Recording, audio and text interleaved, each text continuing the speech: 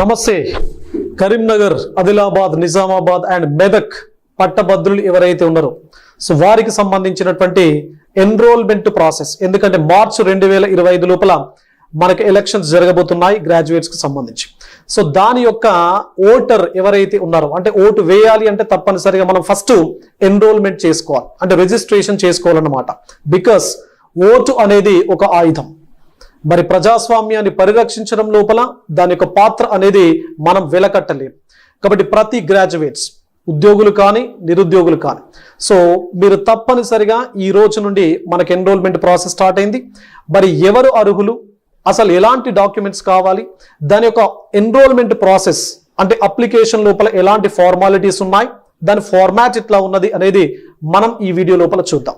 So జాగ్రత్తగా గమనించండి, ఎందుకంటే చాలా మందికి ఎట్లా ఎన్రోల్మెంట్ చేసుకోవాలో తెలియట్లేదు పాపం. ఎందుకంటే 2019 లోపల మనకి 4 జిల్లాలకు సంబంధించి 10 లక్షల మందికి పైగా గ్రాడ్యుయేట్స్ ఉంటారు. కానీ లాస్ట్ ఎలక్షన్స్ లోపల కేవలం 1,97,000 మంది మాత్రమే ఎన్రోల్ చేసుకోవడం జరిగింది. అంటే అరౌండ్ 20% మాత్రమే ఎన్రోల్ చేసుకోవడం జరిగింది. కాబట్టి మనము మన ఓటును ఆయుధంగా మనం మలుచుకోవాలి. మన సమస్యలను మనమే చెప్పుకోవాలి. మన సమస్యలకు సంబంధించి మనకు మాత్రమే అవగాహన ఉంటుంది, మనకు మాత్రమే స్పష్టత ఉంటుంది. కాబట్టి మై డియర్ గ్రాడ్యుయేట్స్, అది ఉద్యోగులు కావచ్చు, నిరుద్యోగులు కావచ్చు, మీరందరూ కూడా ఈ ఎన్రోల్మెంట్ లోపల భాగం కండి. మీకు తెలిసినటువంటి వాళ్ళందరినీ కూడా ఈ ఎలక్షన్స్ కి సంబంధించి ఎన్రోల్మెంట్ లో భాగం చేయండి. రైట్, మరి ఒకసారి చూద్దాం ఏం డాక్యుమెంట్స్ కావాలి, ఏంటి అసలు దీనికి సంబంధించినటువంటి ప్రాసెస్. రైట్, సో ఎవరు అర్హులు అంటే ఎవరెవరు ఓటు వేయడానికి అర్హులు ఆర్ ఎన్రోల్మెంట్ చేసుకోవడానికి అర్హులు, ఎలాంటి డాక్యుమెంట్స్ కావాలి, దీనికి సంబంధించినటువంటి కట్ ఆఫ్ డేట్ ఏంటి, గతం లోపల ఎన్రోల్మెంట్ చేసుకున్న వాళ్ళు మళ్ళీ చేసుకోవాలా లేదా అవసరం లేదా, దెన్ ఎన్రోల్మెంట్ మనం ఏ విధంగా చేసుకోవాలి. రైట్, సో ఒక్కొక్క స్టెప్ మనం చూద్దాము. సో ఫస్ట్ ఎవరు అర్హులు, సో హూ ఆర్ ఎలిజిబుల్, ఎవరు అర్హులు అన్నప్పుడు ఎవరైతే డిగ్రీ పాస్ కావడం జరిగిందో, ఓకేనా. సో ఎవరైతే డిగ్రీ పూర్తి చేయడం జరిగిందో, మరి ఎలాంటి డిగ్రీ అన్నప్పుడు జనరల్ ఆర్ కామన్ గ్రాడ్యుయేషన్ ఉంటుంది. అంటే బిఏ పాస్ అయిన వాళ్ళు కానీ, బిఎస్సి పాస్ అయిన వాళ్ళు కానీ, బీకామ్ పాస్ అయిన వాళ్ళు కానీ, అదేవిధంగా బీబీఏ లాంటి డిగ్రీ ఏదైతే ఉందో, సాధారణ గ్రాడ్యుయేషన్ ఏదైతే ఉందో, సో వీళ్ళందరూ కూడా మనకు eligible. Number 1. Number 2, engineering degree or you can say professional graduation are professional degree. ఇక్కడ ఇంజనీరింగే కాదు, ప్రొఫెషనల్ గ్రాడ్యుయేషన్ లోపల మనకు బి ఫార్మ్ చేసిన వాళ్ళు, సో బి ఫార్మసీ ఎవరైతే చేయడం జరిగిందో, అదేవిధంగా ఎంబీబీఎస్ ఎవరైతే చేయడం జరిగిందో ఎట్సెట్రా. సో ఇలాంటి ప్రొఫెషనల్ డిగ్రీ ఎవరైతే పూర్తి చేయడం జరిగిందో వాళ్ళందరూ కూడా eligible. Got it. And diploma means nursing or agriculture డిప్లొమాను కూడా ఎవరైతే పూర్తి చేయడం జరిగిందో వాళ్ళందరూ కూడా తమ ఓటును ఎన్రోల్ చేసుకోవడానికి అర్హులు అన్నమాట. జాగ్రత్తగా మీరు ఎన్రోల్ చేసుకునే ప్రయత్నం చేయండి. అండ్ మరి ఇలాంటి ఎన్రోల్మెంట్ ప్రాసెస్ కి ఎలాంటి డాక్యుమెంట్స్ అనేవి కావాలి, మరి జనరల్ గా గుర్తుపెట్టుకోండి, ఈ ఎన్రోల్మెంట్ ప్రాసెస్ ఏదైతే ఉందో ఇది 2 రకాలుగా ఉంటుంది. ఒకటి ఫిజికల్ గా, రెండవది ఆన్లైన్ లో. సో ఫిజికల్ ఫార్మాట్ లోపల మనం ఎన్రోల్ చేసుకోవచ్చు, అదేవిధంగా ఆన్లైన్ ఫార్మాట్ లోపల ఎన్రోల్ చేసుకోవచ్చు.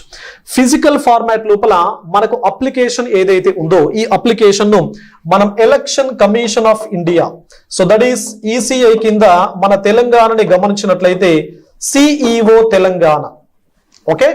సో సిఈఓ తెలంగాణ వెబ్సైట్ ని కనుక మీరు గూగుల్ లోపల ఓపెన్ చేసినట్లయితే మనకు 2024-25 కి సంబంధించినటువంటి గ్రాడ్యుయేట్స్ అండ్ టీచర్ ఎమ్మెల్సీకి సంబంధించినటువంటి ఎలక్షన్ మీకు ఒక portal కనబడుతుంటుంది.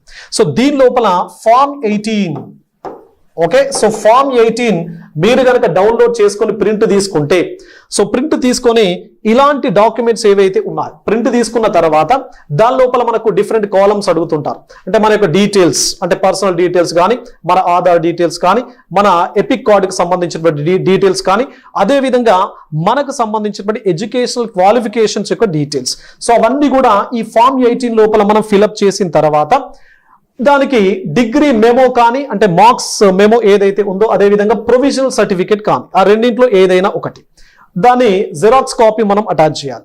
And voter ID card ఇది జనరల్ గా మనం అటాచ్ చేయాల్సిన పని లేదు, బట్ డీటెయిల్స్ కోసం మనం ఓటర్ ఐడి కార్డును దగ్గర పెట్టుకోవాలి. దెన్ పాస్పోర్ట్ సైజ్ ఫోటో, ఇది కంపల్సరీ. పాస్పోర్ట్ సైజ్ ఫోటో అనేది మనం దానికి అప్లికేషన్ అంటే ఫామ్ 18 ఏదైతే ఉందో అప్లికేషన్ కి మనము పేస్ట్ చేయాలన్నమాట.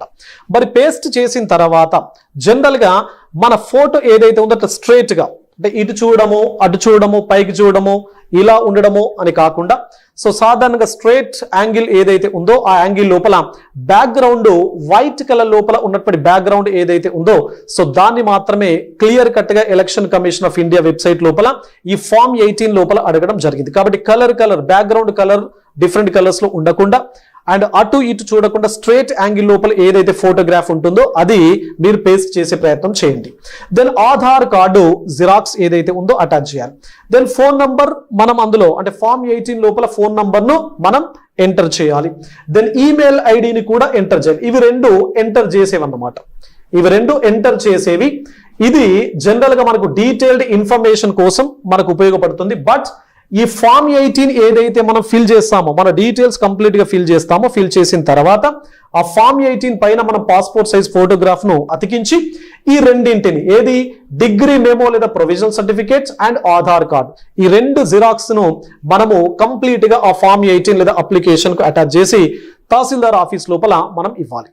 అలా కాకుండా ఎందుకు మనం కూర్చున్న దగ్గరనే సులభంగా మన యొక్క ఫామ్ ను మనం అప్లోడ్ చేయాలి అంటే ఎట్లా అన్నప్పుడు మనకి ఇంకొక platform that is online platform. మరి ఆన్లైన్ లోపల ఏ విధంగా మనం అప్లికేషన్ పెట్టాలి అనేది నేను క్లియర్ గా మీకు ఎక్స్ప్లెయిన్ చేస్తాను, రైట్? అదే విధంగా మరి దీనికి కట్ ఆఫ్ తేదీ ఎంత అంటే ఎవరు ఎలిజిబుల్ అన్నప్పుడు 2021 నవంబర్ 1 2021 నవంబర్ 1 లోపు ఎవరైతే డిగ్రీ పూర్తి చేయడం జరిగిందో, ఇంతకు ముందు చెప్పాను కదా డిగ్రీ అంటే నార్మల్ ఆర్ సాధారణ డిగ్రీ కావచ్చు, ప్రొఫెషనల్ డిగ్రీ లాంటి ఇంజనీరింగ్ కానీ లేకపోతే ఎంబీబీఎస్ కానీ లేకపోతే బీఫామ్ కావచ్చు, అదే విధంగా డిప్లొమా వాళ్ళు కావచ్చు. సో వీళ్ళు తప్పనిసరిగా 2021 నవంబర్ 1 లోపు డిగ్రీని పూర్తి చేసి ఉండాలి. Got it? అండ్ మరి గతం లోపల ఎవరైతే ఆల్రెడీ ఎన్రోల్మెంట్ చేసుకోవడం జరిగిందో వాళ్ళు మళ్ళీ ఎన్రోల్మెంట్ చేసుకోవాలా లేదా గతంలో చేసుకున్నది కంటిన్యూ అవుతుందా అన్నప్పుడు నో. ఫర్ ఎగ్జాంపుల్ నేను 2019 లోపల ఎన్రోల్ చేసుకున్నాను, ఓటు వేశాను. మరి ఓటు వేసినప్పటికి కూడా తప్పనిసరిగా నేను మళ్ళీ దీనికి ఎన్రోల్మెంట్ చేసుకోవాల్సిందే. అంటే every time fresh enrolment is needed.